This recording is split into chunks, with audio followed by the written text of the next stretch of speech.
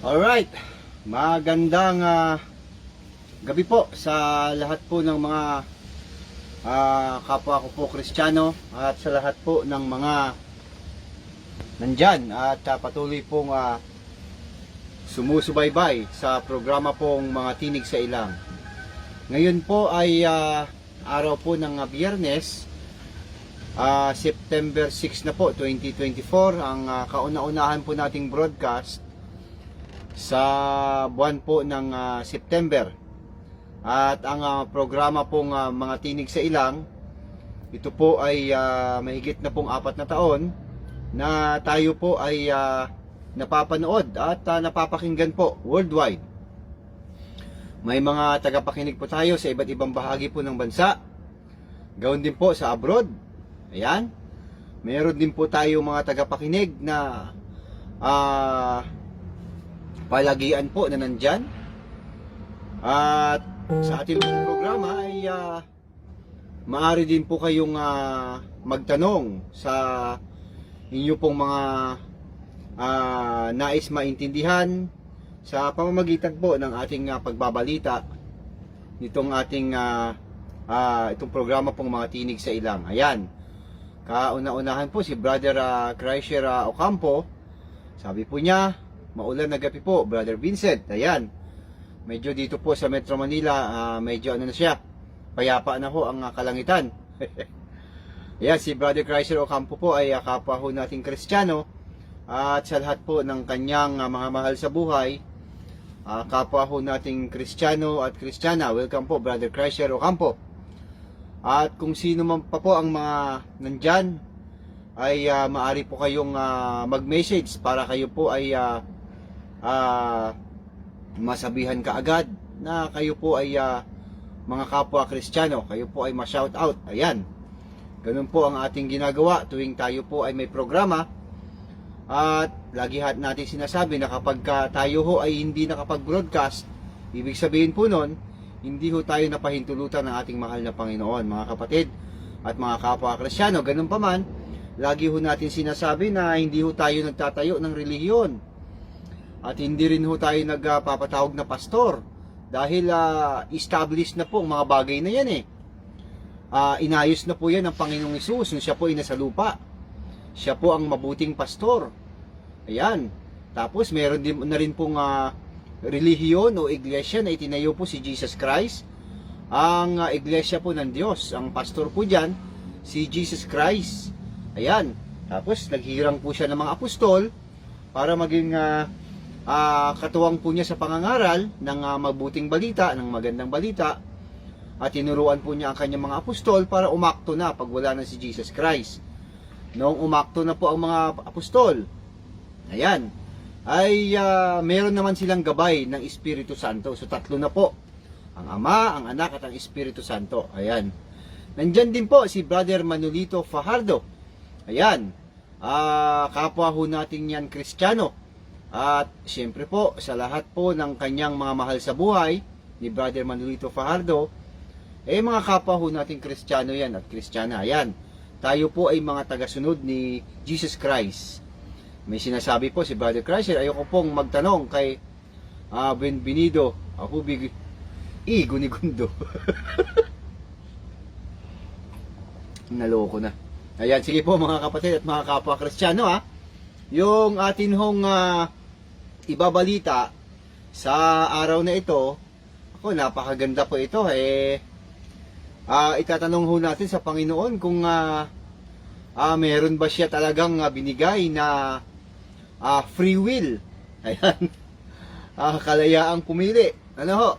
Doon po sa nakasulat sa Genesis chapter 2 verse 16 and 17. Ayan, free will o kalayaang pumili ng mabuti at masama.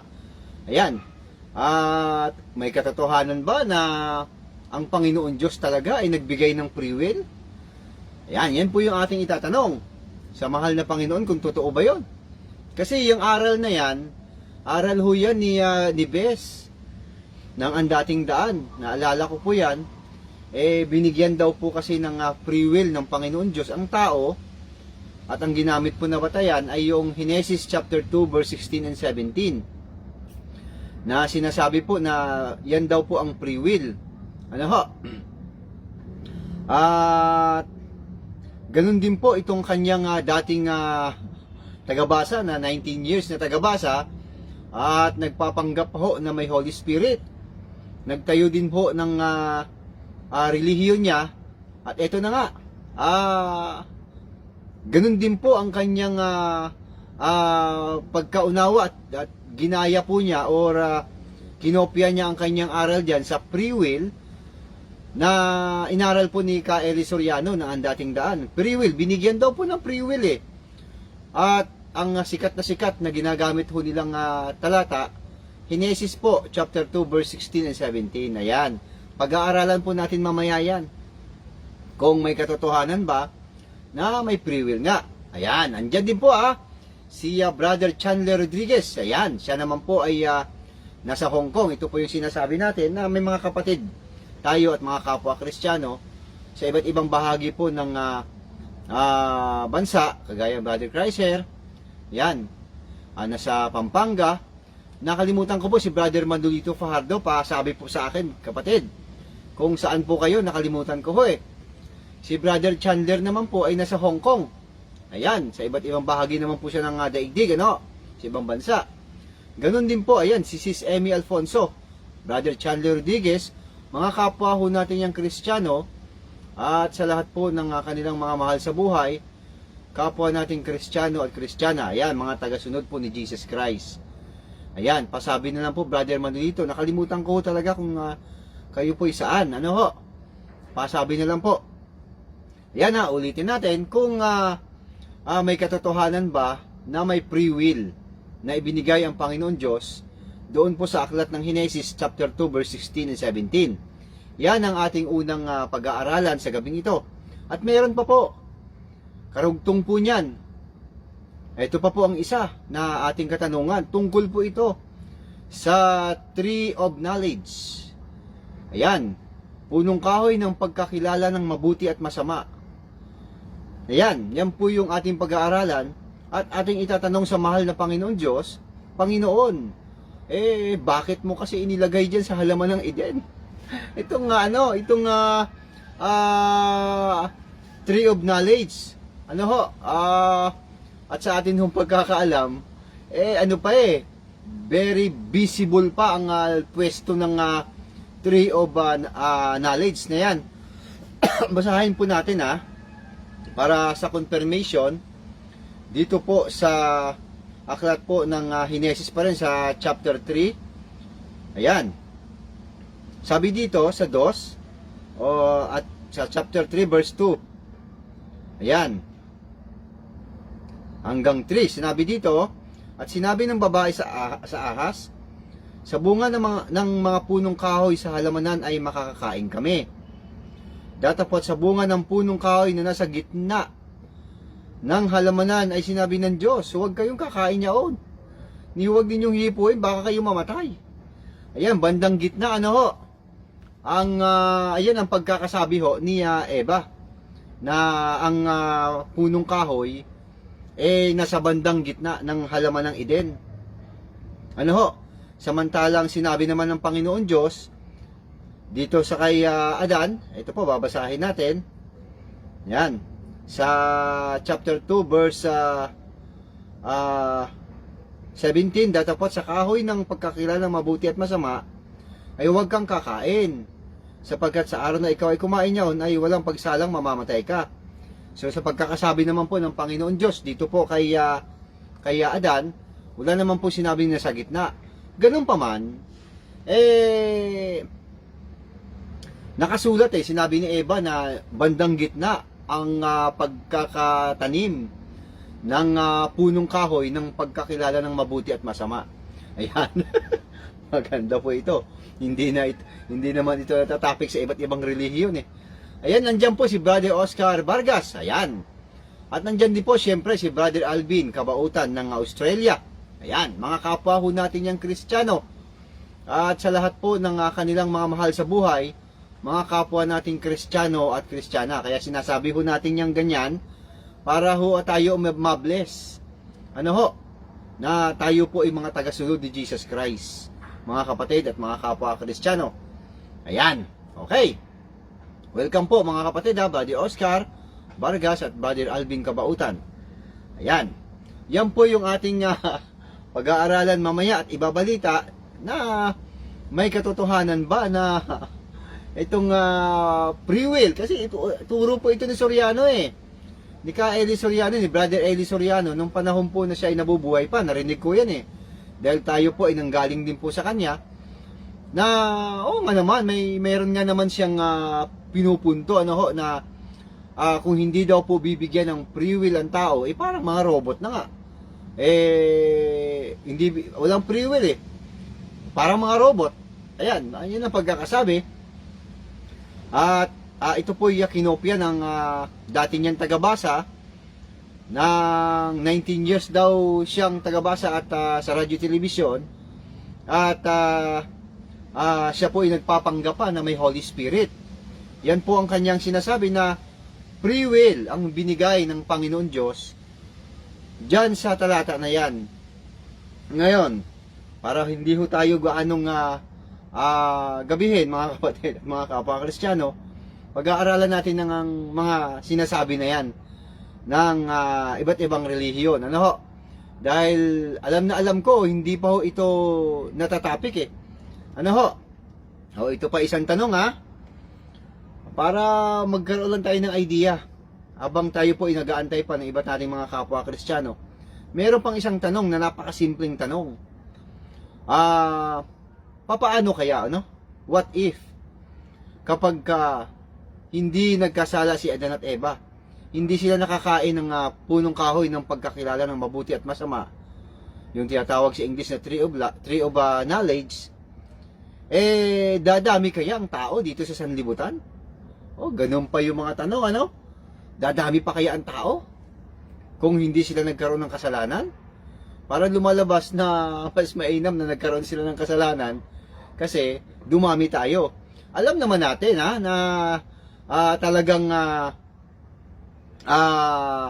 kaya nagkaroon po ng dumami ang tao sa sanlibutan dahil na rin ho doon sa nakilala ni Adan ang kanyang asawa.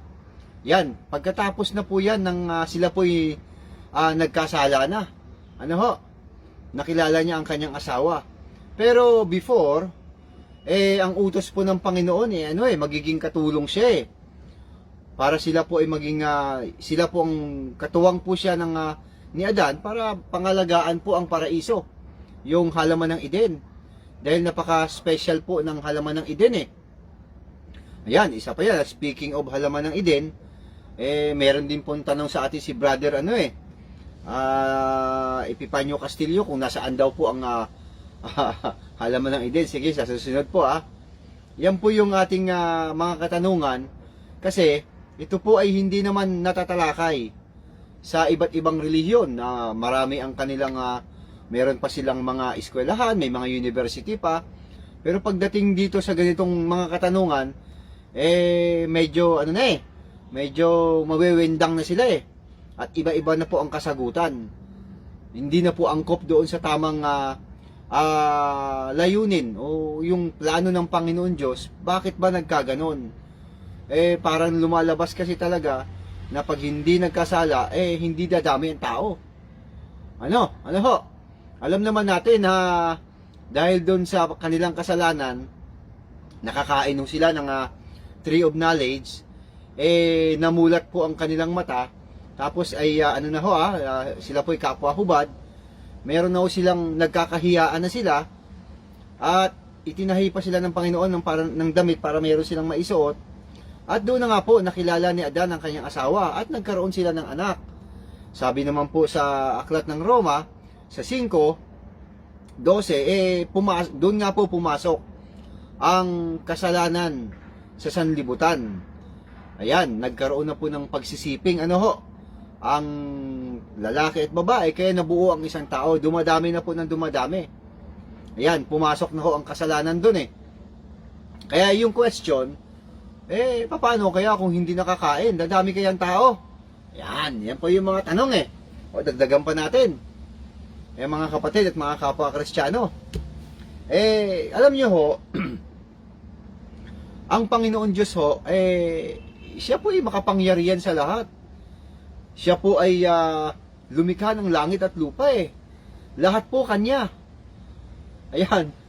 Hindi talaga siya pwedeng abutin ng Panginoon Diyos. Makapangyarihan po yun. Ano ho?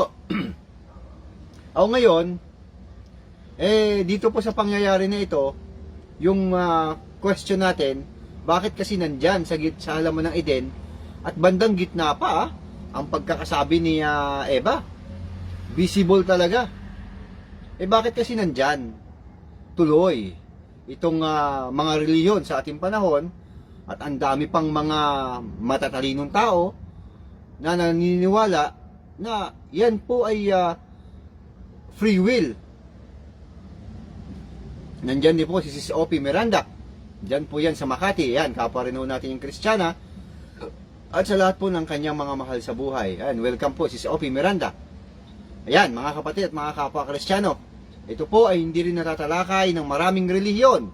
Siguro, pwede na to. Pwede natin simulan. At siyempre sisimulan muna natin. Doon po sa katanungan kay Pastor Jacob Santos, may nagtanong sa kanya tungkol po sa mga problema. Ano ho? Yung mga problema na hindi naman daw magbibigay ang Panginoon Diyos ng problema kung hindi kaya. Dito kasi nagsimula yun eh. Yung pag-aaralan at ibabalita natin sa araw na ito. Alam nyo ho, sisimplihan lang natin.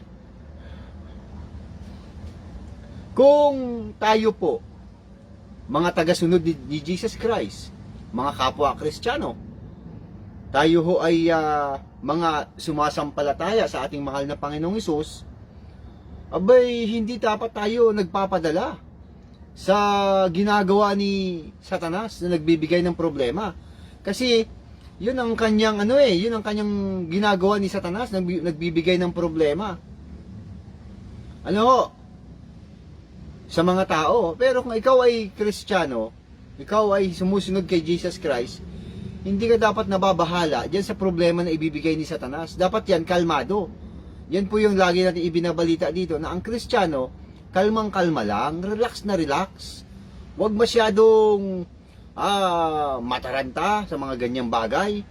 Kasi nga, mga Kristiyano na nga tagasunod na nga ni Jesus Christ eh. Ayan. O ngayon, ang sabi kasi nitong pastor na ito, na mayroon daw siyang Holy Spirit, nagpapanggap na tinuturuan daw siya ng Holy Spirit, yung nga, ang kanyang ginawang batayan, ay yung pagpasok nga ni Satanas. Ito nga yung punong kahoy nagbibigay ng pagkaunawa sa mabuti at masama. Dito nagsimula yun eh. Ganito po yun. Kapag ang isang lingkod ng Panginoon Diyos, kapag siya po ay sumabit, ayan, kaya hindi ho tayo naniniwala sa once saved, always saved. Hindi ho ganun yun eh. Kalokohang aral yun eh, na pag ligtas ka na, ligtas ka na talaga kahit gumawa ka pa na. Ewan ko sa kanila. Ayun. O ngayon, ganun po, pagka ang isang lingkod ng Panginoon Diyos, sumabit, nakagawa ng hindi kasang-ayon sa kalooban ng ating mahal na Panginoon, binibigyan talaga siya ng problema. Okay. Binibigyan ng Panginoon Diyos ng problema. Bakit, Brother Vincent? Meron bang mababasang talata sa Biblia na ang Panginoon Diyos ay binagbigay ng problema? Oo, meron po. Ayan, bago natin na basahin yung talata, basahin muna natin yung message ni Brother Oscar. Bago pa po nilalang si Eva at Adan, ay may utos na ang Diyos na kayo'y magpalaanakin at kilatan ninyo ang lupa. Ayan. Okay. Yan po yung sinasabi ng Biblia na ang Panginoon Diyos ay nagbibigay din ng problema sa lingkod niya. Ayan. Dito po sa sulat sa ikalawang Samuel, mga kapatid at mga kapwa Kristiyano. Ayan. Mahaba-haba po ito pero ikukwento ko na lang po. Ikalawang Samuel 11, 1 hanggang 27. Kasi chronological reading tayo eh. Pagka binasa natin ito, mauubos ang oras natin. Ikukwento ko na lang. Basahin nyo na lang po sa inyong bahay. Ikalawang Samuel 11, 1 hanggang 27. Yan po yung pangyayari na si Haring David. Siya po ay umakyat po sa kanyang bubungan ng kanyang palasyo. Nakita po niya yung asawa ni Urias. Na si Bathsheba. Naliligo. Nakursunadahan po dahil hari. Pinakuha ho niya si Bathsheba. At ang nangyari ay sinipingan niya. Ipinaalam sa kanya na si Bathsheba ay buntis. O ngayon, asawa ho yan ng kanyang kawal na si Urias. Kaya ang ginawa ng Haring David para mapagtakpan ng kanyang ginawang kasalanan ay nung dumating si Urias, agad niyang kinausap at pinauwi. Uwi ka muna at magpahinga, sipingan mo ang iyong asawa. Para lang mapagtakpan yung kanyang ginawa kasi nagdadalang tao na po ang Bathsheba eh. O ngayon, nung umuwi si Urias, napansin ho niya na ang kaba ng tipan, kasi bawal yun eh. Walang bantay, ang mga bantay ho, nasa labas lahat. Binantayan ho niya, nakita ho siya ni Haring David. O di nagkaroon ng problema si Haring David. Hindi ho nasunod ang kanyang plano. Ayan, kalooban po ng Panginoon Diyos yun.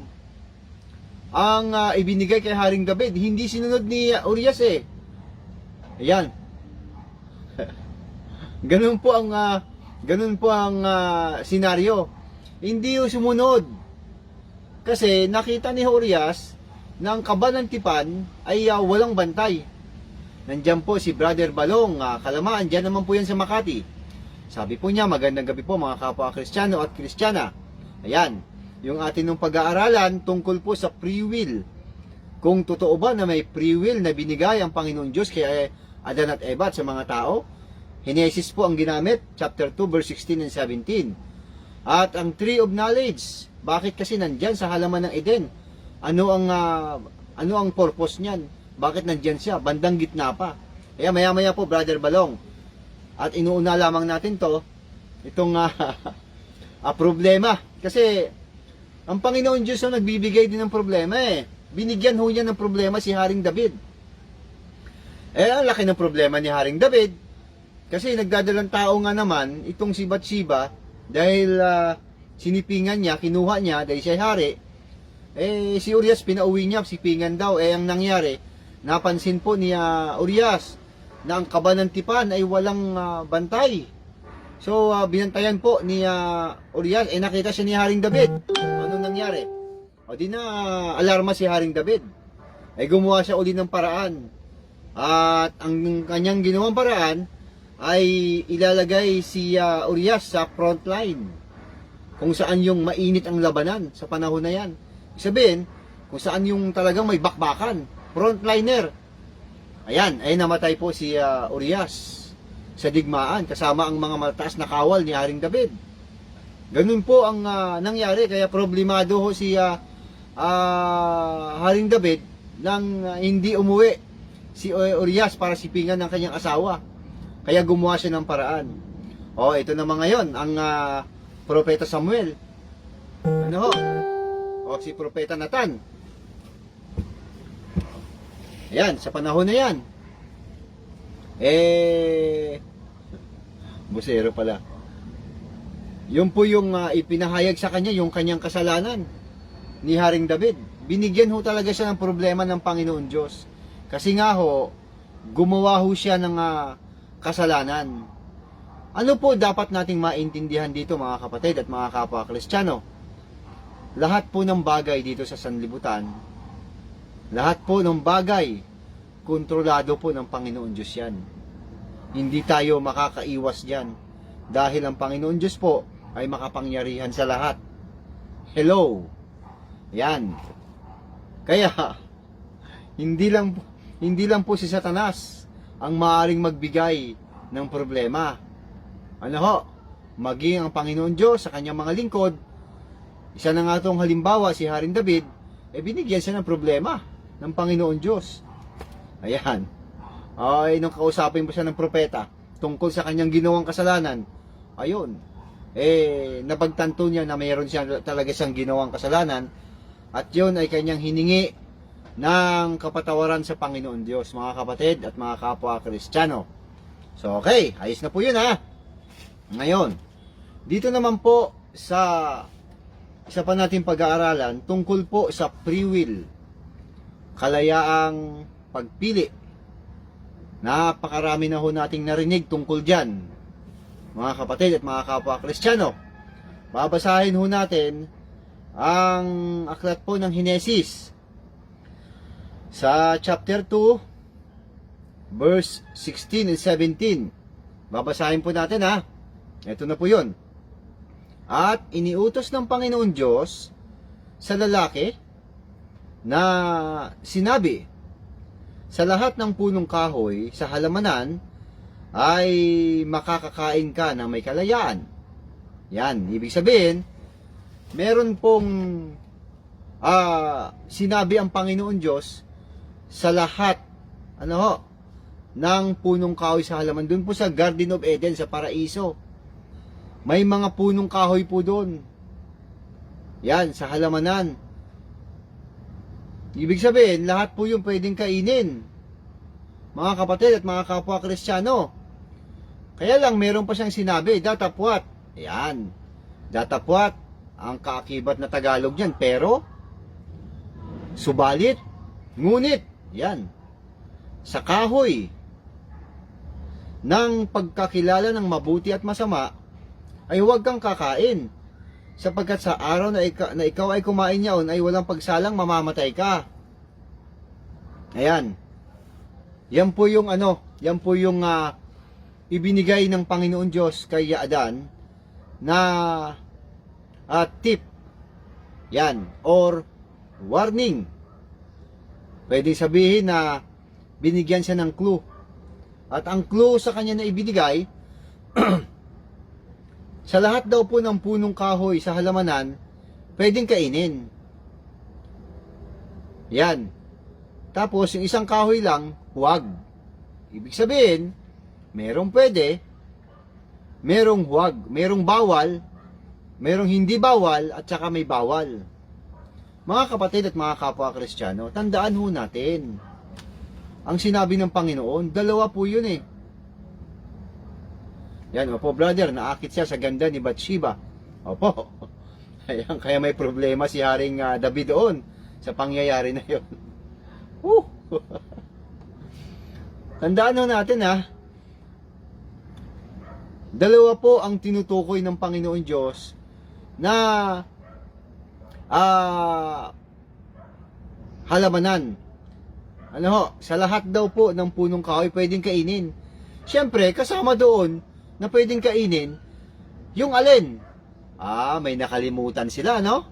Yung tree of knowledge, tree of life naman. Ayan. Meron naman pong punong kahoy ng buhay. Ayan. So, dalawa na po, So, punong kahoy ng buhay at saka punong kahoy ng pagkakilala ng mabuti at masama. Sa English niya, tree of life at saka tree of knowledge. Ayan. Mga kapatid at mga kapwa Kristiyano. O ngayon, dito po sa sinasabi ng Panginoon Diyos, kailangan matalas ka sa sinasabi ng Panginoon Dapat agad-agad mo siyang naintindihan. Sinabi nga ni Jesus Christ na ang tinig niya, tinig pa lang niya, pag narinig ng kanyang mga tupa, sumusunod na. Ibig sabihin, yung salita ng Panginoon, na kaagad na nararamdaman ka agad ng mga tupa. Ibig sabihin, lahat ng salita ng Panginoon dapat naintindihan ka agad. Hindi dapat yan yung malalim na kung ano pa ang ibig sabihin. Ang ibig sabihin po ng Panginoon dito, meron ho siya, hindi ho free will ang kanyang sinasabi dito sa talatang ito. Hindi free will o kalayaang pagpili. Wala hong ganun. Mali yun. Kaya, eto, babaguhin natin yung ating mga kaisipan na ang Panginoon Diyos daw po ay nagbibigay ng free will. Ano ho? Ibig sabihin, parang magbibigay lang ho ako ng halimbawa. Ano ho? Si Brother Bert kasi, ganito po yon. Natandaan ko yun, hindi ko makakalimutan yun eh. Galing po ako sa trabaho, nagbuwabiyahe po ako noon ng motor. Nag-grab pa po ako noon eh. Dumaan po ako sa bahay nila. Palibhasa, hindi pa ako nakakapanood ng video ni Pastor Jacob Santos noon. Pagdating ko sa bahay nila, sabi ho ni Brother Bert, bro, meron akong ipaparinig sa'yo. Ayan. Sabi ko, sige po, Brother Bert, ano po yun ipaparinig mo? Basta lang, meron akong ipaparinig sa'yo. Ngayon, plinay po niya yung video na patungkol sa akin na sinasabi ni Pastor Jacob Santos. Ito po yung time na inaano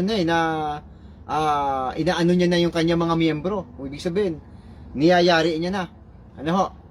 Ang sabi ho ni Brother Bert, pakinggan mo lang. Tapusin mo. Tapos, bahala ka sa buhay mo kung ano desisyon mo. Yan. Hindi kita pakikialaman. Ayan, ganun po ang ibig sabihin ng free will. Hindi mangingialam. Ano ho, bahala ka sa buhay mo, bahala ka kung ano desisyon mo. Yan, hindi kita pakikialaman. Ganun po katimbang si Brother Bert.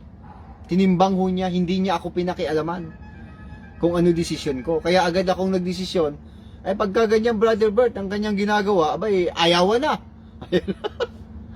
Ayawan na, ayoko na.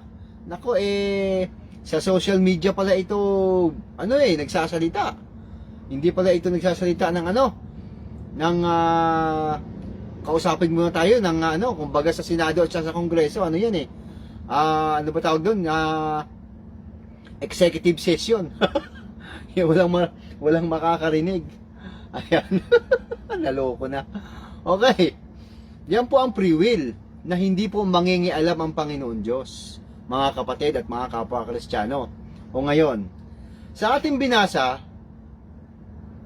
hindi ba nangialam ang Panginoon Diyos doon? Ang sabi niyo ng una, malaya kang makakain sa halaman ng Eden, malaya kang makakain. Nagbigay na ho siya kaagad ng tip. Pwedeng kainin, maaaring kainin. Sa kabilang banda, bawal kainin. O free will ba yun? Hindi yung free will. Nagbigay na nga agad ng tip eh. Pwedeng kainin, bawal kainin. Ayan, dapat matalas po Kasi naligaw tayo ng ang dating daan dito dati. Ganon din po ang kanyang dating tagabasa. Ano ho? Isang manik.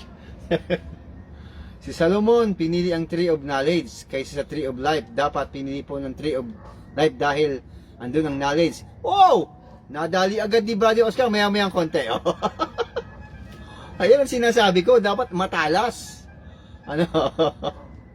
Maya-maya pupunta tayo dyan. Andun ang knowledge. Dapat una ang tree of life bago ang tree of knowledge para pareho. Yan, tama po yun. Ganun po ang dapat. Brother Oscar Bargo, naunahan ka agad tayo. Ay, nako na. Okay, teka lang. Basahin ko lang. Ayan, tama po yun. Correct.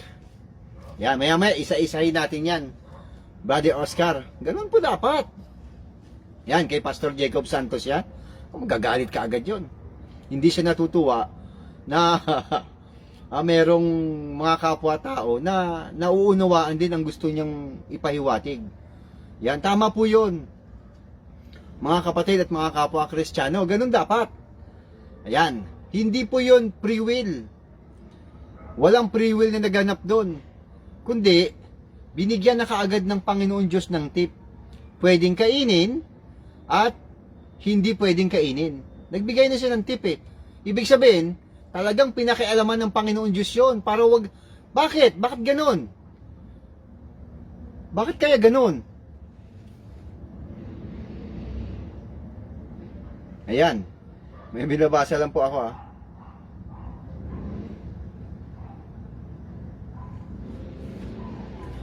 Hindi po, wag natin paratangan ng Panginoon Diyos na hindi siya magtuturo ng daan na dapat lakaran.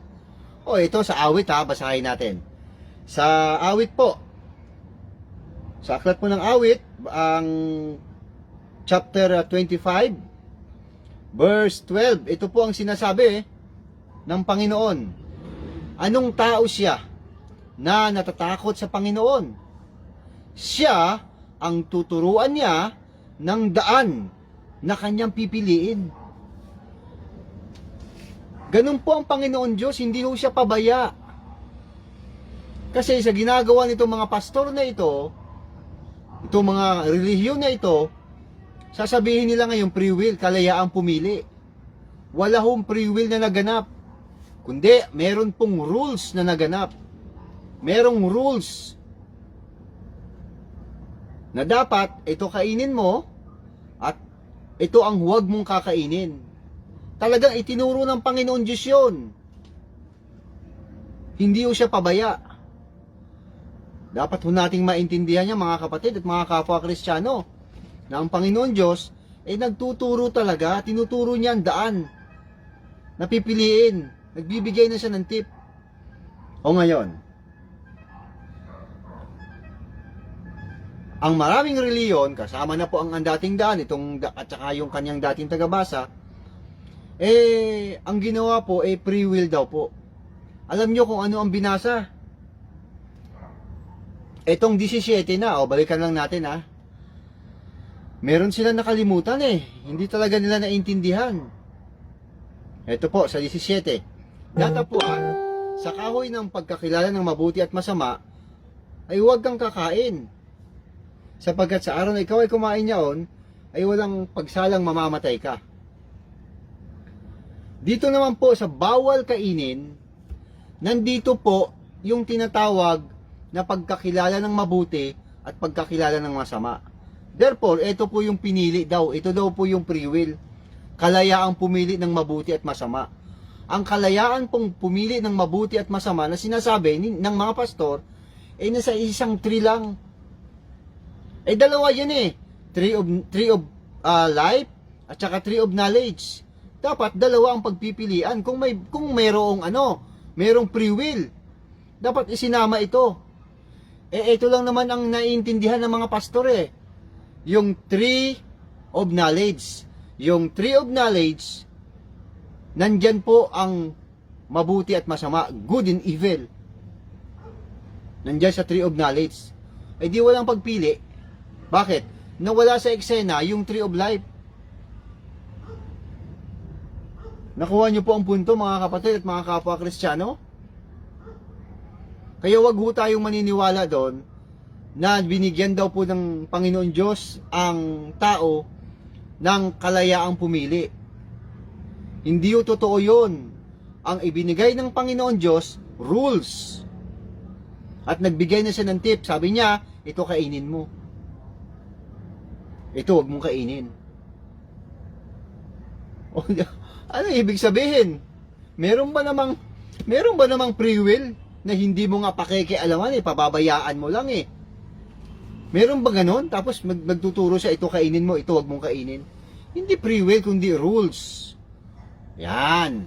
Mga kapatid at mga kapwa Kristiyano, kaya sablay. Hindi ho ganon. Kasi lumalabas, mga kapatid at mga kapwa Kristiyano, pabaya ang ating mahal na Panginoon Diyos. Nakuha niyo po ang punto?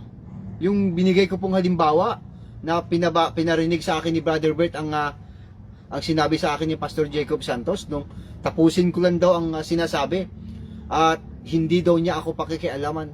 Ako daw magdesisyon sa sarili ko. Hindi talaga ako dinikta ni Brother Bert nung pinabayaan niya ako magdesisyon. Yan ang free will. Ang Panginoon sa pagkakataon na yon hindi ho free will ang ibinigay niya kundi rules. Nagbigay agad siya ng tip Ito kainin mo ha, ito kakainin mo, lahat yan pwedeng kainin. Pero wag lang to ha, wag mo kakainin. O di hindi nga free will. Tinuruan talaga tayo ng Panginoon Diyos kung ano ang dapat piliin. Yan ang dapat na maintindihan ng maraming tao. Na itong mga relihiyon sa ating panahon, mga talagang mga tinamaan ng magaling to. Mga walang, ewan ko lang sa mga tao na ito. Ano nyo lang po bigyan lang po ng malawak na kaisipan. Ang Panginoon Diyos magbibigay ng pagpili. Hindi man lang siya magbibigay ng tip kung ano dapat piliin. Hindi naman ganun ang Panginoon. Ang gusto ng Panginoon Diyos, piliin mo ang mabuti at itakwil mo ang masama. Hello? Kaya walang free will. Hindi totoo yung sinasabi nila na may free will daw dyan. Walang ganun. Di po ba? Sabi ni Brother Oscar, tama bro. Ang matalinong sagot ay nagbubuhat sa matalinong tanong. Bro, may katalinuhan ang mga tanong mo. Salamat sa Diyos. Di ba ganun po yun? Pinag-aaralan po ang bawat salita, bawat words na nakalagay doon. Wag ho tayong maniniwala na ang Panginoon Diyos hindi tayo aalalayan kung anong dapat natin piliin. Hello? Hindi ganun ang Panginoon Diyos. Talagang aalalayan tayo ng Panginoon kung ano dapat natin piliin. Kaya nagbigay ang Panginoon Diyos ng rules. Yan. Okay. So, sablay. Kaya hindi lalaban ng ng isang maginoong pag-uusap sa Biblia. Yung nagyayabang na meron daw siyang Holy Spirit. Wala ko ang kayang-kaya lang naman niya na binubuli niya itong pamangkin. Na sinasabihan niya na inutil, hindi daw marunong gumawa ng paksa. At kung ano-ano pa sinasabi. Alam mo naman palang inutil at hindi marunong gumawa ng paksa, yun ang pinagtsatsagaan mo. Ang hinahamon mo, yung talagang wala rin, katulad mo. Pastor Jacob Santos.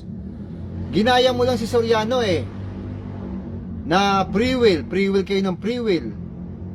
Kalayaang pumili. Sa isang halaman lang naman kayo nakapokus.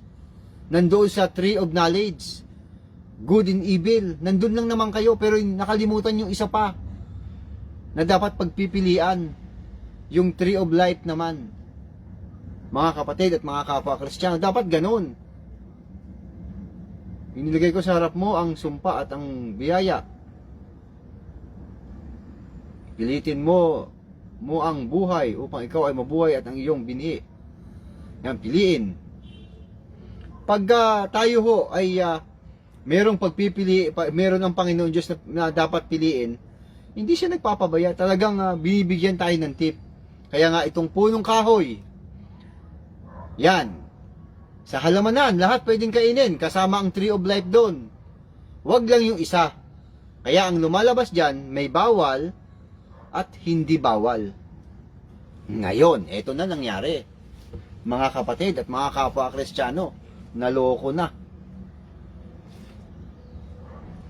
Ayan, eto na nangyari. Pumasok na sa eksena si Satanas. At ang kanyang ginawa, pumili siya ng hayop na ginawa ng Panginoon Diyos sa parang. Walang iba kundi ang serpent. Ito na ngayon ang problema. Ito nang mabigat.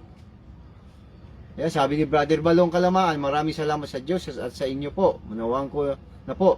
Sa example nyo po, kay Tatay Brother Bert Miranda, nakuha ko na yung punto. Yan, tama po yun. Ganon kabilis pumick up, mga kapatid, mga kapwa Kristiyano. Kasi nung panahon na yun, si Brother Bert, hindi niya ako pinakialaman. Ayan. Tapusin ko raw ang mga sinasabi sa akin ni Pastor Jacob Santos. Tapusin ko lang daw at magdesisyon daw ako. Hindi daw niya ako pakikialaman. O tinapos ko. O ngayon, hindi niya ako pinakialaman. Pinabayaan lang niya ako magdesisyon. Kaya ano sabi ko? Naku, pagka ganyan, Brother Bert, ayawan na. Ewan ko sa iyo, ano desisyon mo? Hindi kita pakikialaman. Yan, desisyon mo yan. Yan, dapat walang pakialam, hindi pinapakialaman. Yan ang free will. Kaya ang Panginoon Diyos po ang liwaliwanag Nagbigay siya ng tip. Talagang tinuro niya, talagang nagbigay siya ng tip. Pwedeng kainin yan. Ito, wag tong kainin. Free will ba yun? Naloko ko na. Ang binigay ng Panginoon Diyos ang rules. Ayan, sabi ni Boy at Benny. Tama, dahil ang mga taong nilikha sa 6th day ay nakakakilala ng mabuti at masama. May utos sa kanila sa Genesis 1:28 na magpalaanakin, magpakarami, kalata ng lupa at supili ng pagdating ng 7th day. Ayan. Maraming salamat po, Brother Boyet B. Benny. Ayan. Okay. Chocolate. Ganun po, ganun lang naman kasimple yun Hindi, iwan ko. Kasi, ginagamit pa nila kasi kung ano-ano mga pinaggagawa nila Si Pastor Jacob, tinapos din yung imported na chocolate. Ayan. Okay. Magpananakin, magpakarami, kalata ng lupa at supili, magating ng 7th day, nilikha ang taong may hininga ng buhay, dyan na ngayon. Pumasok ang 3. Free will, pagpili ng buhay at knowledge. Ayan. Okay. Okay, tapos na. Ayan naman, yan po yung o maya-maya, iisa-isahin na natin. Kasi papasok din tayo sa tree of knowledge Ayan. Mga kapatid at mga kapwa Kristiyano. Tree of knowledge, good and evil. Ito pa isang tip. Ayan. Isa pa isang tip. Tanong, bakit kasi nilagay ng Panginoon Diyos ang tree of knowledge diyan sa gitnang-gitna pa ng halaman ng Eden, ayon kay Eva? Ba't niya kasi nilagay doon? Ba't pa niya nilagay? Panginoon, ba't mo pa kasi nilagay? O tuloy, may free will talaga. Nahirapan tuloy unawa itong mga pastor na ito. Ba't kasi, di ba pwedeng wala na lang yan? Bakit nandiyan pa siya sa halaman ng Eden at gitnang-gitna pa? Very visible pa ang pwesto ng tree of knowledge. Ayan, ito po sagot. Hindi po yan ilalagay ng Panginoon Diyos ang tree of knowledge kung hindi yan kailangan. Anong tingin nila sa Panginoon Diyos? Merong purpose yan. Kaya nandyan ang tree of knowledge sa gitnang-gitna mismo ng halaman ng Eden, ayon kay Eva, kasi nga may purpose. At kung ano man ang purpose na yan, maya-mayang konti, dahan-dahanin lang natin. Binibigyan ko na ho kayo ng tip. Tama ho yung sinabi ni Brother Oscar Vargas. Yung kanya unang sinabi. Yung imported na. Ay nako. Ayan. Okay, ito nga yung mabigat pumasok sa eksena itong si Satanas. At ang kanyang pinili. Ayan. Salamat. Tama po yun. Ayan. Kaya wag po tayo maniniwala doon na ang Genesis chapter 2 verse 16-17 binigyan daw ho ng free will. Ano yan, isang pang mental hospital na aral yun. Pag may narinig kayong pastor na nagsasabi na yung Genesis chapter 2 verse 16-17 ay meron daw free will, hindi totoo yun. Ang meron dyan rules. Nagbigay ang rules ng Panginoon Diyos at nagbigay ng tip. Pwedeng kainin at hindi pwedeng kainin. Ibig sabihin, talagang tinuruan ng Panginoon Diyos ang tao na ito kainin mo at wag mo kainin. O ito na nangyari. Nangialam na si Satanas. Saan yung pong nilikha ng Panginoon Diyos sa parang, yung ahas, yung serpent. Ibig sabihin po ng serpent, kaya serpent po ang ginagamit na salita dyan, ang ibig sabihin po nun, malaking ahas. Ayan, malaking ahas. At ang kanyang ugali, ang kanyang attitude itong malaking ahas, itong serpent, ay tawag doon na sly. Tawag doon, ang ibig sabihin ng sly ay palihim kung magtrabaho. Treacherous, traidor. Ayan, yan ang may purpose din daw yung pagpupos ng PS Bank, Verde branch account. Si Brother Chandler, daming alam eh. Ganun po ibig sabihin, mga kapatid at mga kapwa Kristiyano. Nangailam na si Satanas. At ito na ang kanyang sinabi. Sabi niya sa babae, sa 3 na po ng Henesis, at sinabi niya ganito, ang ahas nga ay lalong tuso kaysa alinman sa mga hayop sa parang nanilikha ng Panginoong Diyos. At sinabi niya sa babae, tunay bang sinabi ng Diyos, huwag kayong kakain ng alinmang punong kahoy sa halamanan? Yan. Yan ang kanyang sinabi ha. Ito naman ang sagot ni Eva. At sinabi ng babae sa ahas, sa bunga ng punong kahoy sa halamanan ay makakain kami. Yan. Pwedeng kainin. Pwede naman kainin. Datapwat. Yan. Sa bunga ng punong kahoy na sa gitna ng halamanan ay sinabi ng Diyos, huwag kayong kakain niyon, huwag ninyong hipuin. Baka kayo mamatay. Yan. Yan po yung sagot ni Eva doon sa serpent kay Satanas. Si Satanas po yun ha. Ngayon, ito naman sagot ng ahas ni Satanas. Yan. At sinabi ng ahas sa babae, sa 4 na po, tunay na hindi kayo mamamatay. Yan ang kanyang sinabi, tunay na hindi kayo mamamatay. Ayan. Sa 5, sapagkat talastas ng Diyos na sa araw na kayo'y kumain niyaon, ay madidilat nga ang inyong mga mata, at kayo magiging parang Diyos na nakakilala ng mabuti at masama. Yan. Makakakilala po ng mabuti at masama at hindi daw po mamamatay. Ayun, yun ang pandaraya. Sabi, ang tanong po ni Brother Boyet Benny, literal po ba ang punong kahoy na yan? Kapatid, yan, ano po yan, pwede mo siyang ipasok sa literal at pwede rin po spiritual para para safe tayo. Pagka literal po, kumain ibig sabihin literal. Kapag spiritual naman po, yung naging bunga niyan ng pagkain nila. Yan, ano po naging dulot nun? Kasalanan na. Pumasok na ang kasalanan sa sanlibutan. Yan naman po yung spiritual. Ayan. Okay. Pwede literal, pwede spiritual. Nung una, naging literal, kinain, at binigyan niya ang kanyang kasama na si Adan, at pagkatapos nun, ay ang naging bunga ay kasalanan hanggang sa ating panahon. Ayan. Ayan naman po ang spiritual. Kaya, ang spiritual na yan, lalabanan din po ng kapwa spiritual. Ayan, maya-maya papunta rin tayo dyan. Kung may oras lang, mapapasadahan din po yan. Dinadahan ko lang po para hindi po tayo mawala. O ngayon, eto na. Nadali na nga po nung serpent si Eva. At nakita po niya na talagang napakasarap nung ano ba pagkakasabi dito? At nang sa 6 po, at nang makita ng babae na ang bunga ng punong kahoy ay mabuting kanin at nakakalugod sa mga mata. Ayan, nainganyo po siya, no? Pumita siya at kumain ng punong kahoy ng pagkakilala ng mabuti at masama. O, ito na. Ito po yung sinasabi natin.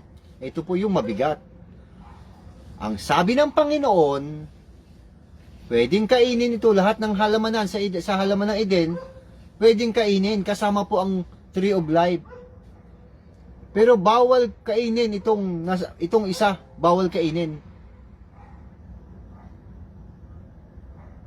Pwede bang gamitin ang term na natikman sa halip na kinain? Ayan. Kung ano po ang nakasulat po sa Biblia, dun, mas maganda doon tayo, ano ho?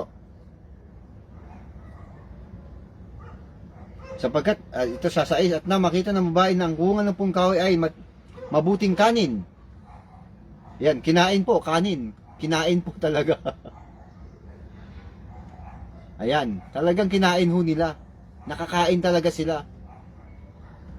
Siguro pwede naman natikman, pwede rin naman siguro yon sa ibang pagkakataon, pero ganun pa man, kahit na natikman nila, sabi nga ni Eva sa ahas, kahit hipo wag. Biro mo, kahit hipo, wag. Yung pa kayang tikman. Ibig sabihin, mga kapatid at mga kapwa Kristiyano, ang nangyari po sa halaman ng Eden, instead na ang kainin po ay yung inuutos ng Panginoon Diyos nandun sa halaman ng Eden. Instead na yun ang unahing kainin, kasama na po ang Tree of Life.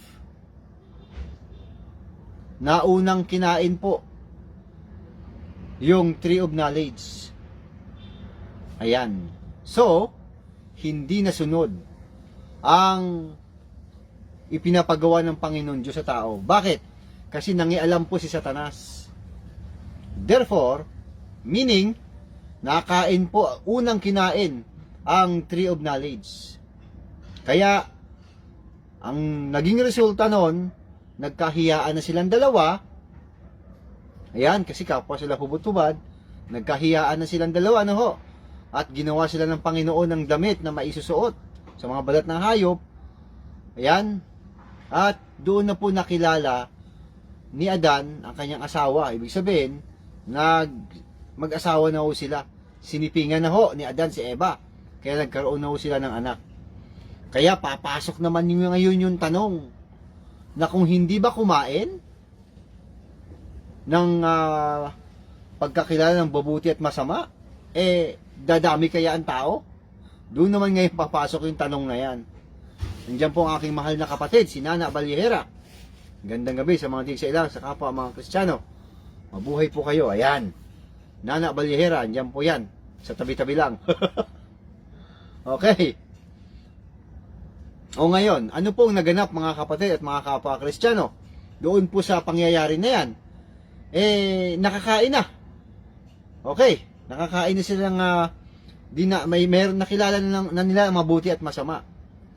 Ang dapat ho mangyari doon, ganito po yon. Dapat, ang nauna nilang kainin, yung Tree of Life. Ayan. Tree of Life po ang dapat unang kainin.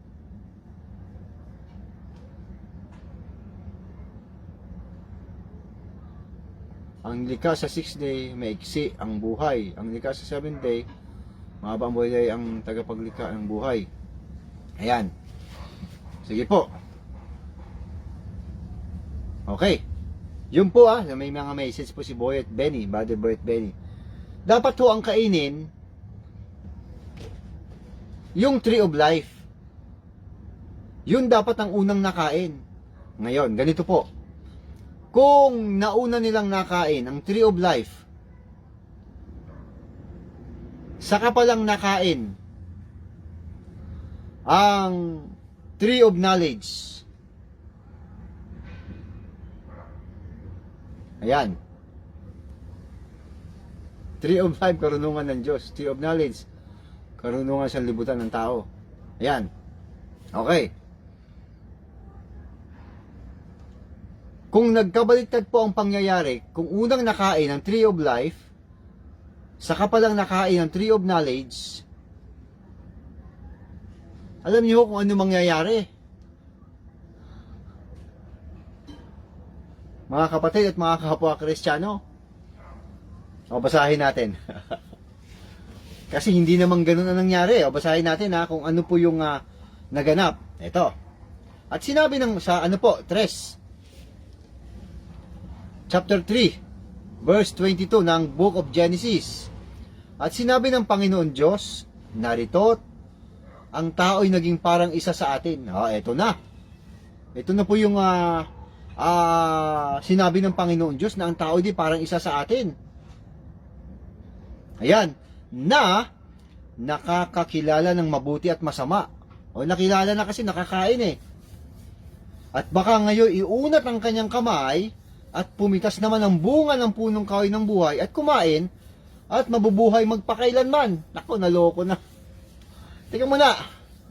Ganito po ang ibig sabihin para masagot natin yung kung nauna ang Tree of Life. Baliktad lang nangyari. Nakakain na sila ng Tree of Knowledge at nagkaroon na sila ng alam na nila ang mabuti at masama.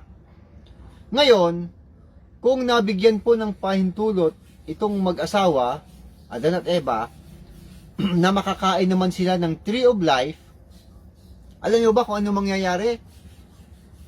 Hindi na sila magkakaroon din ng kamatayan dahil yun po sinabi ng Panginoon eh. Sabi dito, at baka ngayon iunat ang kanyang kamay at pumitas naman ang bunga ng punong kahoy ng buhay at kumain at mabuhay magpakailanman. So forever and ever din sila. Buhay magpakailanman. Nakakain na nga sila ng ng Tree of Knowledge eh. So magkakaroon po ng problema. Ano po magiging problema? Nako puro walang hanggang walang habang buhay po na kasamaan ang magaganap. Bakit? Nakakain na ng namatay na nga sila eh. Alam na nila ang Tree of Knowledge. Meron na silang kaalaman sa mabuti at masama. Tulad na siya sa Panginoon Diyos na parang isa sa Panginoon na nakakaalam ng mabuti at masama. At hindi sila mamamatay. Ayan. Dapat balik na rin ang pangyayari. Andyan si Tanjin Sason, andyan din yan. Ayan.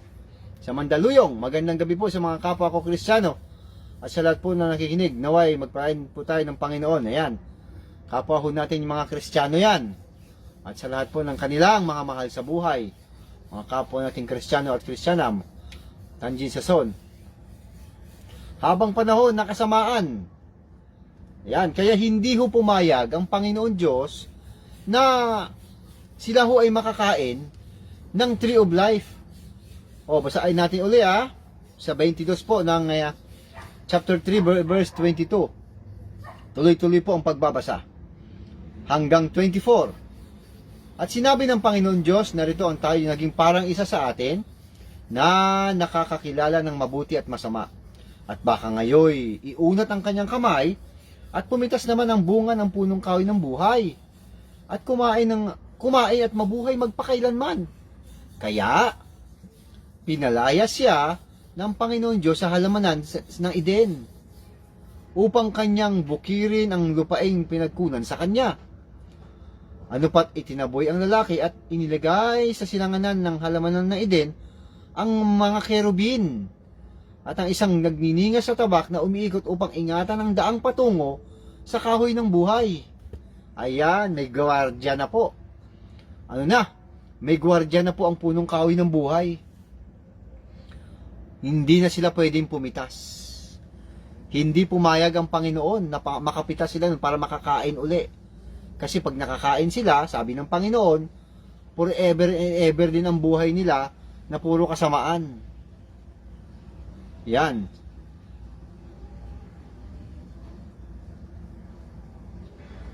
Tama, ang karunungan ng Diyos ay ang ano ba yung PGC na yan? Hindi ko alam. Ito ang buhay na walang hanggan at ang karunungan niya sinibutan. Yan po ibig sabihin mga kapatid. Kaya hindi na pumayag ang Panginoon Diyos na makakain sila nun.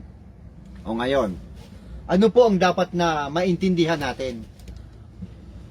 Ang question natin kanina, bakit nandyan sa halaman ng Eden, sa gitnang-gitna pa man din, sabi ni Eva, yung punong kahoy ng pagkakilala ng mabuti at masama, Tree of Knowledge, bakit kasi nandyan? Panginoon Diyos, bakit kasi nandyan yan? Ayan, ang sagot natin kanina, hindi po pwede na walang purpose yan. May purpose yung Tree of Knowledge. Yan, Panginoong Jesucristo. Kapatid, salamat po. Yan. May purpose yan eh. Mahalaga din yan eh. Ayan. Ano po ang kahalagahan yan, kapatid? Ano ba purpose niyang tree of knowledge na yan, good and evil. Ano ba kahalagahan yan? Ayan. Okay. Nandahan lang tayo.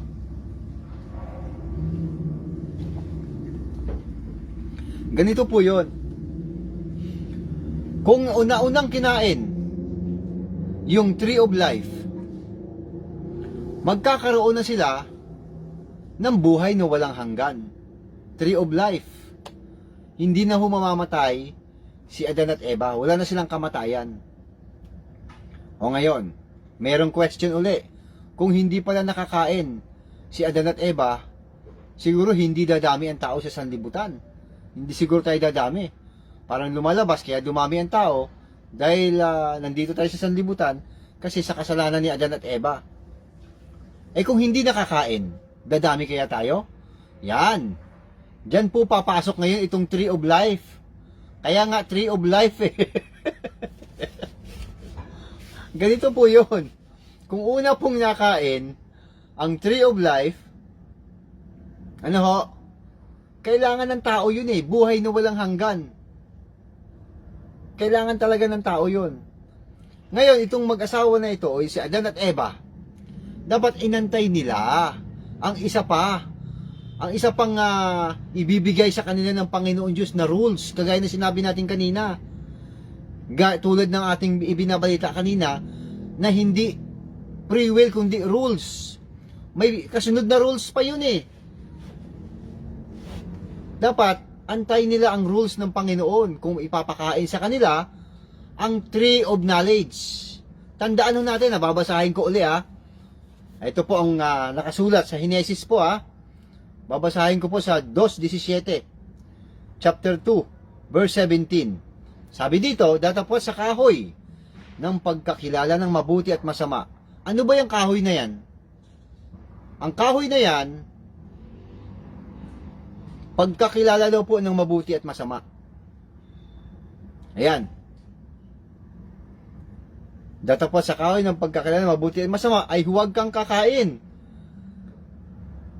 Sapagkat, itong resulta, sa araw na ikay kumain niyaon ay walang pagsalang mamamatay ka. Nauna na ngang kinain Kung naunang kainin ang tree of life, mawawala na po yung kamatayan. Ang matitira na lang, yung pagkakaalam ng mabuti at masama. Ayan. Ganun dapat ang mangyari. Dadami pa rin ba ang tao? Oo naman. Ngayon, dadami naman ngayon ang tao na puro kabutihan naman. Yan po, ibabaliktarin mo lang naman yan Dadami pa din ang tao kung nakakain ng tree of life. Dadami pa rin po. Ayan. Yung po ibig sabihin ng Panginoon, dapat hintayin nila ang hudyat ng Panginoon. Nandyan si Satanas, nagmamadali na mapakialaman ang sistema ng Panginoon Diyos. Ito naman babae, kaya nga nagalit ang Panginoon sa babae. Kaya nga sila sinumpa kasi hindi sila nakinig. Bakit, Brother Vincent? Mayroon bang prueba sa Biblia na dapat antayin ang hudyat o yung rules ng Panginoon? Meron. May ganung pangyayari sa Biblia. Natatandaan niyo po ba si Abraham at saka si Sarah? Na nagpakita po ang Panginoon sa kanila at nangako ang Panginoon na magkakaroon sila ng anak. Sabi ng Panginoon, pagbalik ko sa 1 taon, may anak na yan, magkakaroon ng anak. Baog nga si matanda na si Sarah Matanda na si Sarah at saka si Abraham. O ngayon, dahil hindi sila nagantay sa hudyat ng Panginoon, sa sasabihin sa kanila ng Panginoon na tungkol doon sa hula na magkakaroon sila ng anak, abay di kumilos ang tao at ibinigay ni Sarah ang kanyang katulong na si Hagar na isang Egyptia at ibinigay kay Abraham at sinipingan. O ayun na, nagkaroon ng Ismael. O ngayon, di nagulo ang buhay, walang kapayapaan, Ganun po ibig sabihin, mga kapatid at mga kapwa Kristiyano. Hindi po ilalagay ng Panginoon Diyos yung tree of knowledge kasi kailangan din po ng tao ang knowledge na malaman natin ang mabuti at masama. Kailangan natin yun. Hindi naganap yung pangyayari na yan dahil nandiyan si Satanas. Mga kapatid at mga kapwa Kristiyano. O ngayon, eto na. Aba, Brother Vincent, baka naman imbento mo lang yan. Baka nag-iimbento ka lang na pag naunang kainin ng tree of life, saka pa lang nakain yung tree of knowledge, maaalis yung kamatayan. Ang matitira na lang, pag makikilala ng mabuti at masama. Baka naman wala kang prueba niyan, Brother Vincent, baka imbento mo lang yan. Hindi. Bakit po mga kapatid? Hindi ba natin natatandaan na ang tree of life ay si Jesus Christ? Siya po ang nagbibigay ng buhay na walang hanggan. Mga kapatid at mga kapwa Kristiyano. Ayan. Ito nga po nakasulat sa Juan. Siya po yun, si Jesus Christ. Siya ang magbibigay ng buhay na walang... Sikat siya na. Sa John 3:16. O, di ba? Ano ba nakasulat doon? O, ito, babasahin natin. Sa magandang balita po, sapagkat gayon na lamang ang pag-ibig ng Diyos sa sanlibutan. Kaya't ibinigay niya ang kanyang kaisa-isang anak upang ang sinumang sumampalataya sa kanya ay hindi mapahamak, kundi magkaroon ng buhay na walang hanggan. O di ba maliwanag? O ngayon, pagka sumasampalataya tayo kay Jesus Christ, pag sinasabing sumasampalataya, nagtitiwala, kay Jesus Christ, bibigyan niya tayo ng buhay na walang hanggan, magkakaroon tayo ng karapatan sa Kanya. Kasi siya ang nagbibigay ng buhay na walang hanggan. Ngayon, mga kapwa Kristiyano, tatanungin ko po kayo, kayo ba ay sumasampalataya kay Jesus Christ para magkamit kayo ng buhay na walang hanggan? Alangan namang isasagot natin, hindi. Siyempre, ang isasagot natin, oo. Sumasampalataya tayo sa kay Jesus Christ na nagbibigay ng buhay ng walang hanggan. Yan yung tree of life. Hello? O ngayon, dahil sumasampalataya tayo kay Jesus Christ at tayo po ay umaasa sa kanyang pangako na tayo magkakaroon ng buhay na walang hanggan, alam ba natin ang mabuti at masama? Meron na ba tayong tree of knowledge? Kumbaga? O, kita nyo lang. Meron. Alam natin ang mabuti at masama. Kaya nga hindi natin gagawin ang masama. Kundi ang gagawin natin yung mabuti. Oh, sabi ng Panginoon sa 6, ng Juan, ako ang tinapay na buwabang buwat sa langit. Ayan. Tama po yun.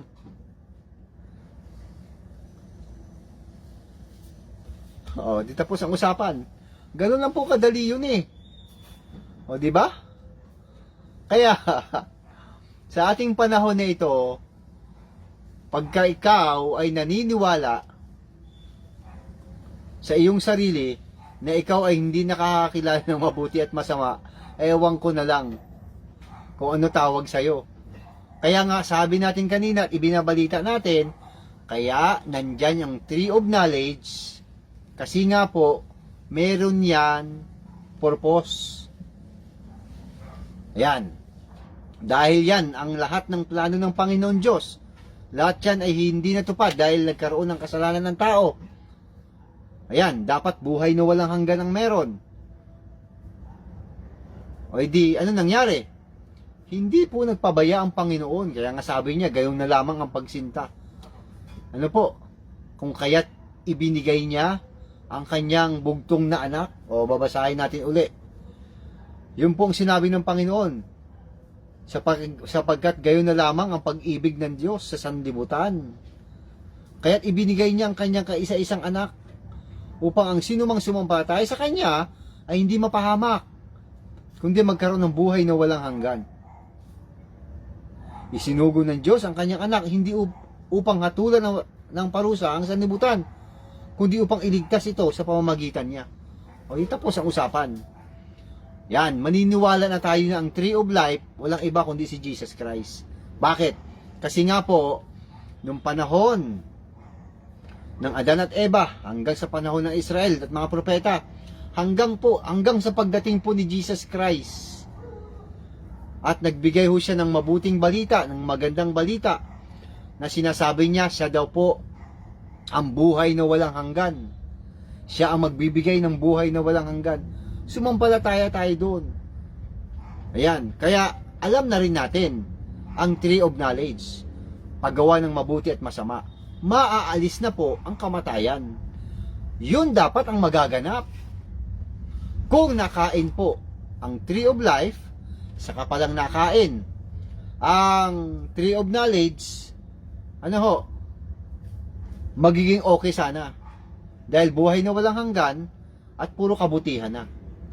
Kaya lang, hindi po ganun na nangyari na unang kainin ang Tree of Knowledge at hindi na sila pinayagan pa na kumain ng Tree of Life. Binantayan na kasi bawal. Hindi pwede.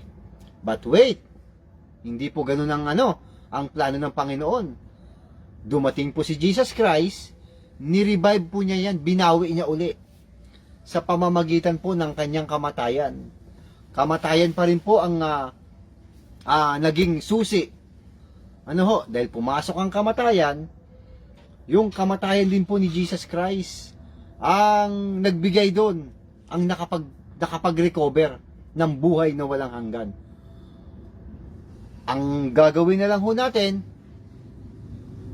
napakadali na lang pananampalataya, sumampalataya tayo kay Jesus Christ, magtiwala lang tayo sa Kanya, at mag-relax.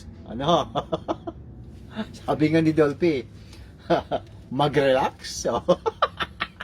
Umupo at mag-relax. Ang mga kapwa Kristiyano, dapat relax na lang yan. Hindi na tayo dapat pang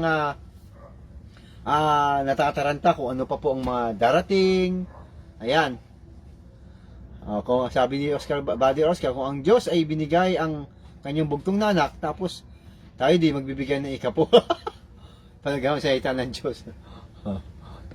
Sa mga ibang pastor ho yun, magbibigay ng ikapo. Hindi na ho uso yung ikapo Wala na ho yung ikapo. Yung 10%, wala na ho yun.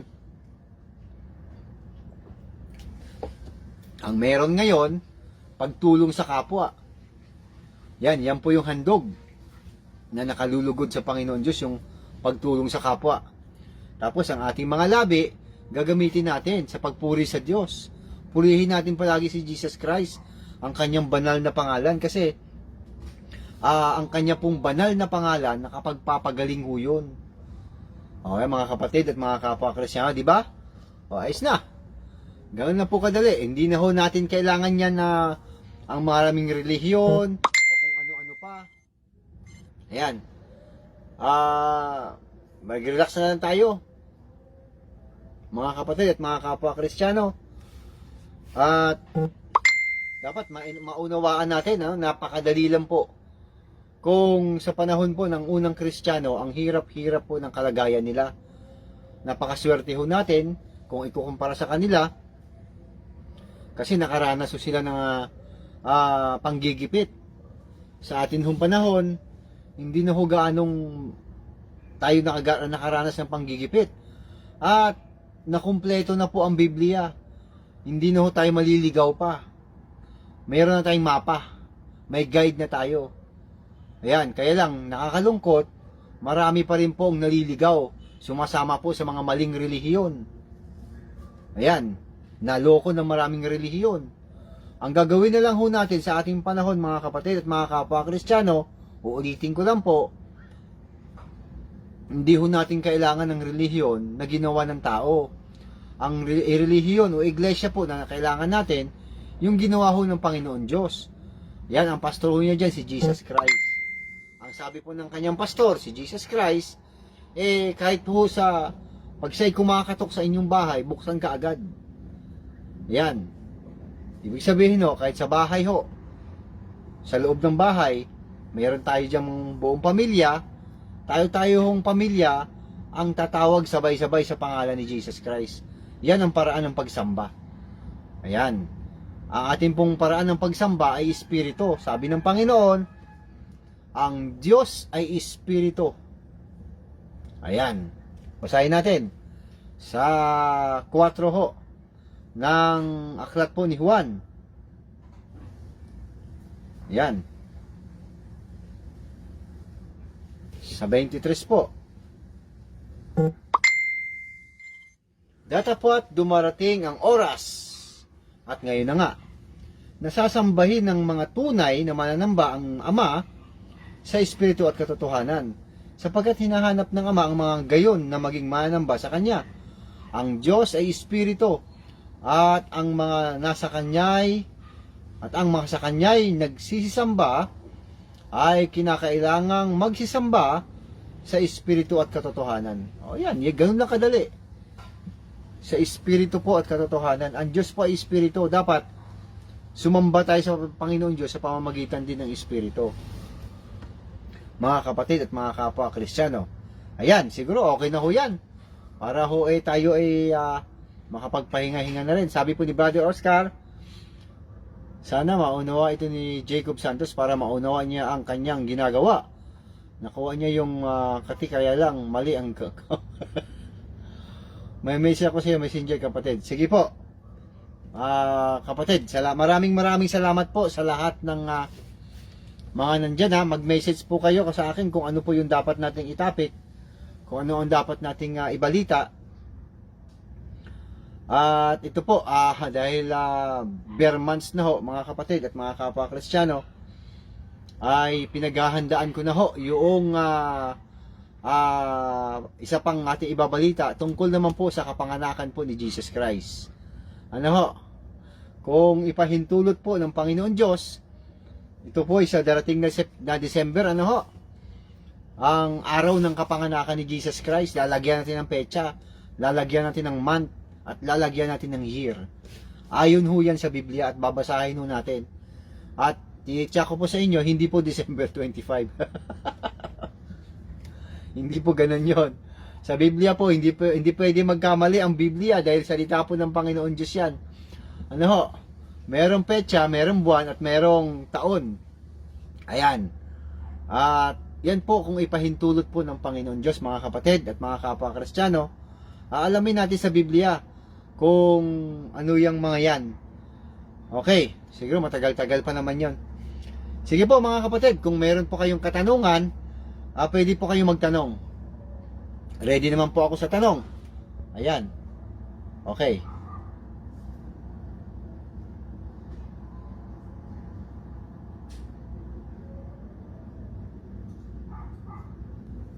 Ayan.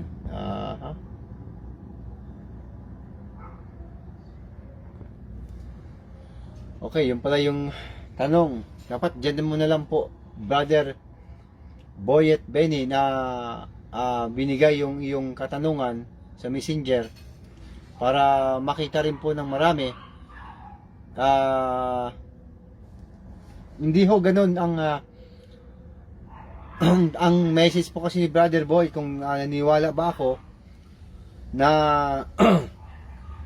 magkapatid. Ano?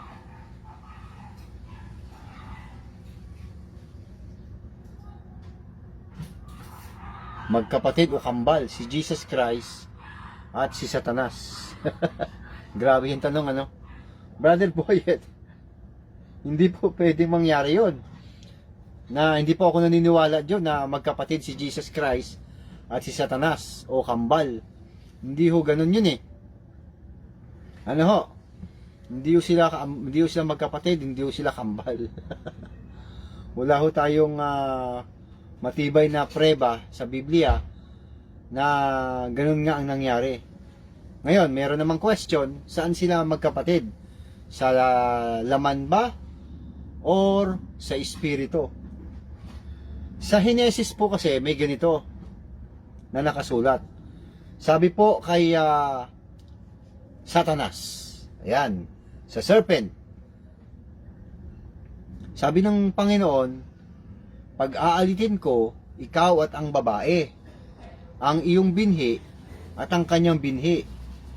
Ito ang dudurog ng iyong ulo at ikaw ang dudurog ng kanyang sakong.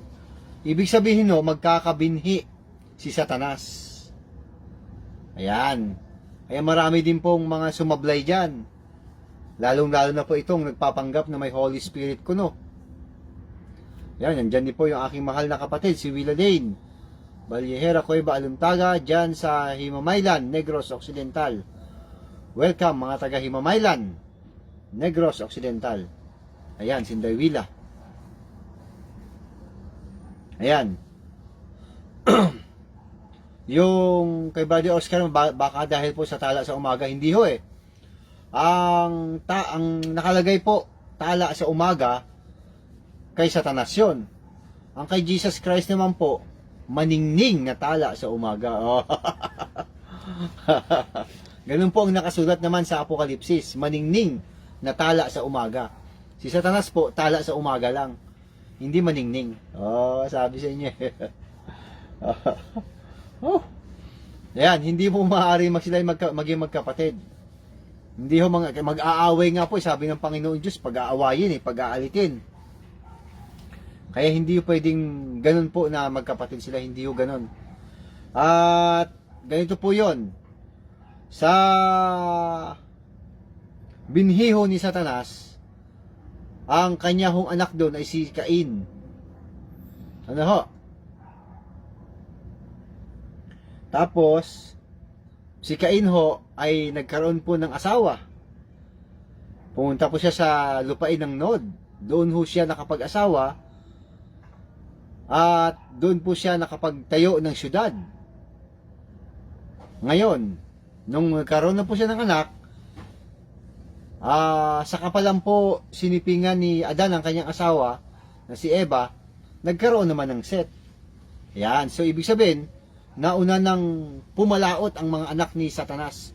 Yung sinasabi ng Panginoon Diyos na ang iyong binhi at ang kanyang binhi. Ibig sabihin, nauna nang pumalaot ang mga anak ni Satanas. Ibig sabihin, nauna na ipanganak. Hanggang sa maipanganak si Set, hanggang sa dumami ang tao, hanggang sa panahon na po ni Noe. Ayan. Sa panahon ni Noe, laganap na ang kasamaan, kaya pinatay ng Panginoon Diyos ang tao sa pamamagitan naman ng baha. At 8 po ang nakaligtas sa pangyayari na yan. 8. So, ubos lahat.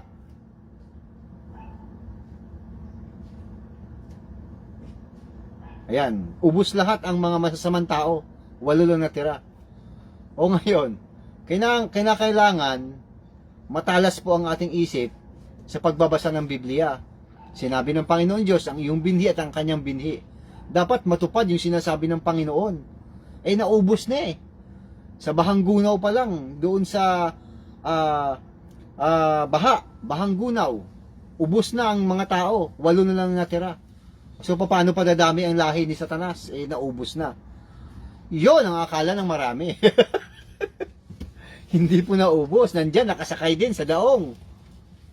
Ang isa sa mga magpaparami pa ng mga lahi o binhi ni Satanas, mga kapatid at mga kapwa Kristiyano.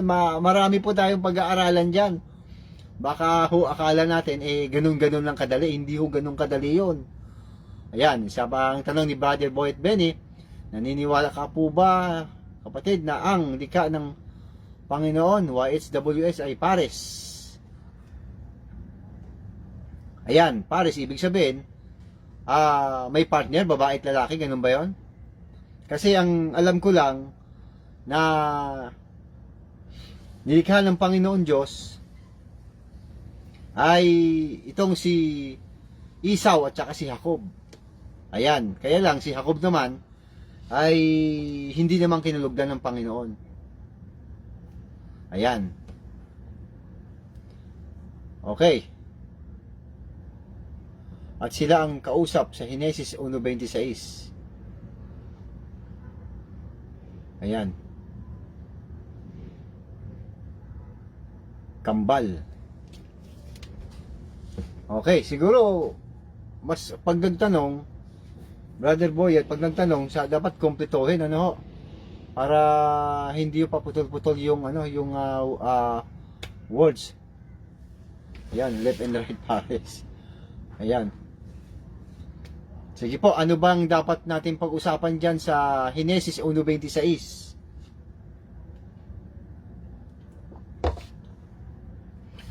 Siguro sa susunod po mga kapatid ng ating pong live broadcast, Brother Boy at Benny, mag-participate na lang po kayo. At maaari po kayo makapagtanong. Ako, Brother Michael Bambito, mag-goodbye na ako. Tapos na. Wala na, nakapag-set up na ako ng ibinalita. Brother Michael Bambito ay Gabriel, diyan naman po yan sa Milan, Italy. Yan, pasensya na po kapatid at hindi ka nakaabot sa review na lang. Magpapaalam na po ako. Sige po, Brother Boy at Benny, maraming salamat din po sa inyong mga katanungan. At maaari po kayong magtanong sa sa Messenger din po. Pwede kayong magtanong sa aking Messenger para matalakay po natin 'yan. Sige po, maraming salamat. Pwede kayong magtanong doon. Sige po mga kapatid at mga kapwa Kristiyano, hanggang dito na lamang po ang ating live broadcast. At kung ipahintulot pong muli ng ating mahal na Panginoon ay sa Biyernes ho uli. Ang programa ho natin ay tuwing Biyernes ng alas 8 po ng gabi. Ayan. At kung nais din po ninyong magtanong, pwede po kayong magtanong. At kung gusto rin po ninyong magbigay ng ipapaksa, pag-aaralan at ibabalita, pwede rin naman po. Kailangan mag-message po kayo in advance para naman ho makapaghanda tayo. Dahil yan po ipapaalam pa natin sa Panginoon kung ipahintulot sa atin na yan ay matalakay. Hindi ho tayo kasi basta-basta nagbo-broadcast ng ganun-ganun lang. Alam nyo ho, mula umaga pa ho yan ang aking paghahanda. Kinakailangan ako po ay dedicated na sa Kanya. Kaya paminsan-minsan ho, kapag hindi ho natutuloy ang live broadcast, hindi ho niya pinahintulot nun. Kailangan dedicated na po ako mula umaga hanggang gabi po yun. Dapat walang makapasok na nagalit o pagkainis kasi masisira po, hindi tama dapat nakapokus mula umaga hanggang gabi. Mag-aantay na lang po ako niya ng tamang oras, saka po isasalang. Ayan, pero pagka meron pong nakaraang Biyernes hindi po pinantulot ng Panginoon yun. Nung nakaraang Biyernes, nakaready na po ako pero hindi po niya pinahintulot kasi may pumasok po may pumasok po na hindi maganda. Kaya ayoko pong mahaluan. Dapat genuine. Yan ang gusto ng Panginoon. Dapat dedicated ka sa Kanya. Sige po mga kapatid at mga kapwa Kristiyano, bago ho tayo matulog, dapat alalahanin po natin si Jesus Christ. Yan ang Kanyang gusto. Yan ang gusto ng ating mahal na Panginoon na lagi siyang inaalaala. Yan ang Kanyang sinabi na dapat gawin daw bilang pag-alaala sa Kanya. Ang alin po gagawin? Ang alalahanin po ang Kanyang sakripisyo sa krus nung siya po ay namatay. Hindi po yung literal na mag-iinom pa ng katas ng ubas, kakain ng tinapay na walang libad. Hindi na uso yun. Tayo po ay espiritu na. Yan, dapat inaalaala si Jesus Christ yung pagkakapako niya sa krus, yung pong gusto niya. Bago ho tayo matulog, yung ating pong mga anak ay tapikin ho natin at sabihan po na alalahanin si Jesus Christ, manalangin at humingi ng gabay habang matutulog. At paggising po sa umaga, ganoon uli, alalahanin uli si Jesus Christ. Bago pumasok sa school, sa trabaho, dedicated lahat kay Jesus Christ. Ayan mga kapatid at mga kapwa Kristiyano, Jack, meron tayong pagpapala na matatanggap. Pag-iingat. Dahil yan, ang pangalan ng Panginoong Jesucristo ay banal at makapangyarihan sa lahat. Hanggang dito na lamang po mga kapatid at mga kapwa Kristiyano. Hanggang sa susunod nating pagkikita, huwag kayong mawawala. Paalam!